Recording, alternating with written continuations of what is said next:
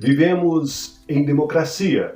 Durante nossas conversas cotidianas, podemos falar de assuntos diversos voltados à democracia, como eleições, por exemplo, dialogando sobre o que o nosso candidato que escolhemos fez ou deixou de fazer, se ele no passado ajudou a sociedade com intenções de contribuir para uma sociedade mais justa ou simplesmente pensou em si próprio, não cumprindo o seu papel. Em dias atuais, discutirmos sobre democracia em nosso país e eleições são saudáveis e úteis, desde que passamos a respeitar o ponto de vista de quem dialoga conosco. Desta forma, evitamos desentendimento e conflito de ideias. Uma democracia se vive basicamente em ouvir e ser ouvido, resultando em diálogo saudável. Mas será que sabemos mesmo o que é democracia? Como surgiu a primeira experiência sobre democracia? Quando surgiu as eleições no Brasil? Estas e outras dúvidas você acompanha agora no Acontece Podcast, o seu podcast da informação. Esse podcast é uma produção do MS Press. Estamos nas principais plataformas digitais, no YouTube, no Spotify, no Encore.fm. Se você ainda não se inscreveu em nossos canais, se inscreva e fique sabendo sobre novos episódios. No Spotify basta você clicar em seguir e ativar o sininho. Se inscreva também no YouTube e ative o sininho. Pronto, aí você acompanha os nossos episódios. Para você enviar as suas críticas e sugestões, segue o nosso WhatsApp 011 98728 8669. Nossos episódios são semanais. Muito obrigado pela sua companhia. Vamos conhecer juntos sobre democracia.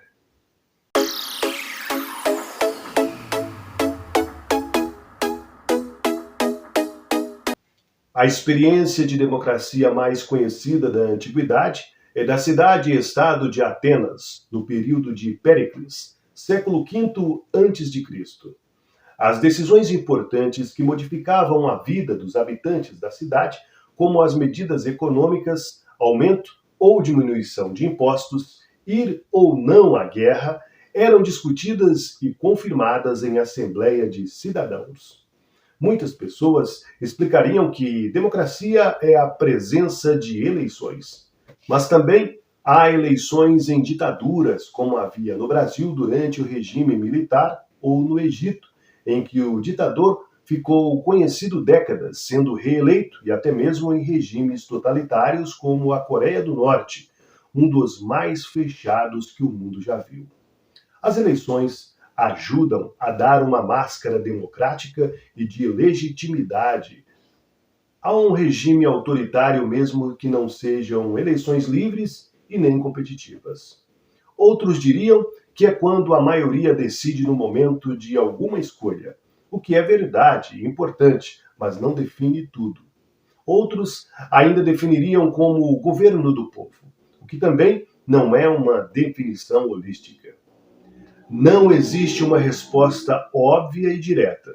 O conceito de democracia pode ser definido por diversos aspectos. Há ainda de se considerar que as democracias se apresentam em vários graus diferentes de desenvolvimento, desde aquelas com características autoritárias até as democracias mais desenvolvidas.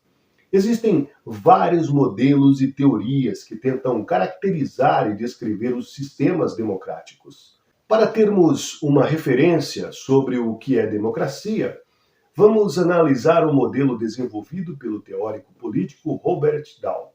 Modelo moderno que lista as condições necessárias para que os processos de escolha representem ao máximo a vontade das pessoas. Estas condições focam mais no processo, no como, do que no resultado final, no o quê. Um sistema que apresenta todas estas condições foi denominado por ele como poliarquia, um governo de muitos, que seria uma espécie de democracia que consegue absorver melhor as diferenças dentro da sociedade e refletir melhor a vontade da população. As características da poliarquia são: primeiro, liberdade de formar e aderir a organizações, respeito às minorias e busca pela equidade. Segundo, liberdade de expressão. Terceiro, direito de voto. Quarto, elegibilidade para cargos públicos. Quinto, direito de líderes políticos disputarem apoio e, consequentemente, conquistarem votos. Sexto, garantia de acesso a fontes alternativas de informação. Sétimo, eleições livres, frequentes e idôneas. Oitavo, instituições para fazer com que as políticas governamentais dependam de eleições e de outras manifestações de preferência do eleitorado. Um sistema que tenha todas essas características poderia ser classificado como uma poliarquia ou uma democracia perfeita, segundo o modelo desenvolvido por Dow. Mas nos sistemas democráticos reais, muitas dessas qualidades estão ausentes ou não são completamente satisfeitas. Portanto, como tudo em política, há diversos tons de cinza numa escala que vai de regime autoritários, sem nenhuma dessas características, a poliarquia com todas essas características. Existem grupos que monitoram a qualidade da democracia no mundo e, para isso, desenvolvem suas próprias escalas de critérios. Um deles é o Democracy Index, o índice da democracia. Muitas formas de governo foram tentadas e serão testadas neste mundo de pecado e aflição. Ninguém finge que a democracia é perfeita ou onisciente. De fato, diz que a democracia é a pior forma do governo, exceto todas as outras formas que foram testadas de tempos em tempos. A pior democracia é preferível à melhor das ditaduras, segundo disse Rui Barbosa, político e jurista brasileiro. É fato que nunca antes tantas pessoas viveram com suas liberdades civis garantidas como hoje, em grande parte devido ao avanço dos regimes democráticos pelo mundo. Esse avanço ocorreu com um salto significativo das décadas de 1980 e 1990, com o fim das ditaduras militares na América Latina e a queda do bloco comunista soviético. Mas para Aristóteles, o filósofo grego, ainda há um sistema melhor que a democracia. Em seu livro Política, ele esquematiza os tipos de governos possíveis conforme o seu entendimento, analisando os regimes políticos de seu tempo. Para ele, existem três formas possíveis de governo: o governo de um, o governo de alguns e o governo de muitos.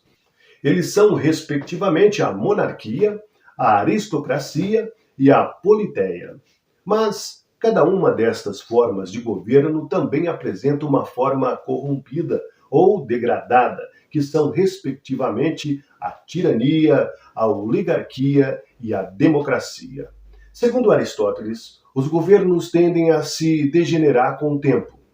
Uma aristocracia se degenera numa oligarquia, que por sua vez se degenera numa monarquia até chegar à tirania. Para esse filósofo, a democracia era a melhor forma de governo possível no mundo real, e mesmo sendo a versão corrompida da politeia, ainda assim era preferível à aristocracia. Do mesmo modo que classificamos a política brasileira como conturbada, podemos fazer isso com a nossa democracia.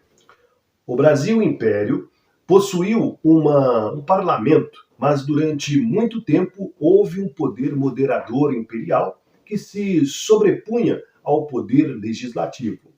A passagem do Império para a República deu-se por meio de um golpe, e os primeiros anos republicanos do Brasil não foram democráticos. A partir de 1894 até 1930, o Brasil passa a conviver com eleições presidenciais com chapas formadas por oligarquias originárias em São Paulo e Minas Gerais, o que deu origem à política café com leite, pois as oligarquias eram comandadas por grandes cafeicultores de São Paulo e grandes produtores de gado de Minas Gerais. O voto popular, nessa época, era controlado pelos coronéis locais por meio do chamado voto de cabresto. Em 1930, por conta de uma querela política envolvendo a nomeação de uma chapa paulista comandada por Júlio Prestes, o Brasil assiste a mais um golpe, a chamada Revolução de 1930, que leva ao poder o gaúcho Getúlio Vargas. Vargas mantém o regime ditatorial até que, em 1945, com novas eleições presidenciais, o Brasil vivencia a chamada República Nova. Em 1964, mais um golpe assola a democracia brasileira. O golpe militar que dá origem à ditadura civil-militar brasileira, a qual fica no poder até o ano de 1985, subentendendo a Constituição, fechando o Congresso por alguns períodos e acabando com a eleição presidencial. A partir de 1985, acaba a ditadura, mas a eleição presidencial não ocorre até o ano de 1988. O respeito à democracia para a escolha presidencial deu-se somente pelo forte movimento Diretas Já, que mobilizou milhões de pessoas pelo país. Desde 1988, vivemos uma democracia estranha, que muitas vezes parece não atender aos anseios e necessidades do povo. A difícil assimilação de nossa situação política é ainda um fator de estranhamento e de estudos sociológicos e políticos que sempre gera confusão e novas surpresas. A democracia, segundo Giovanna Sartori, cientista política, não se resume aos atos votar e ser votado. Para estabelecimento do governo popular, as eleições constituem numa condição necessária, porém não suficiente. O verdadeiro alcance do experimento democrático transcende a conquista do direito de sufrágio, uma vez que supera o esquema de garantia de participação na formação do poder para atingir um estágio em que a atuação governamental lhe ofereça um retorno, identificado pelo oferecimento de uma sociedade em que se comportam os demais direitos e considerados fundamentais. O regime democrático é, assim, um sistema de expectativas caracterizado não apenas pelo aspecto representativo, mas também pela busca do amplo desenvolvimento social. Não se desprestigia com isso o método eleitoral. Pelo contrário, como destaca Arratibel Salas, no campo de aplicação das ideias e das instituições democráticas, fala-se também em democracia econômica e democracia social. Mas o certo é que a democracia política é condição indispensável para a conquista das outras duas. Desta forma, destaca-se a relevância do direito eleitoral como categoria de ciência jurídica destinada à disciplina das mecânicas eletivas. Constitui elemento fundamental para a sobrevivência do Estado democrático de direito, organização política em que a legítima assunção ao mandato representativo admita como uma única via a identificação com o substrato majoritário da vontade do povo.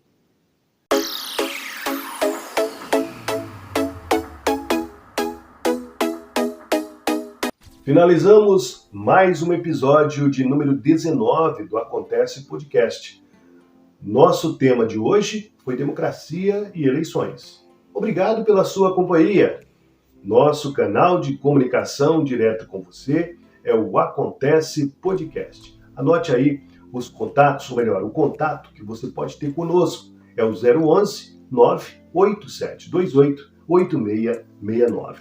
Até o nosso próximo episódio. Até o nosso próximo encontro aqui no Acontece Podcast, o seu canal da informação.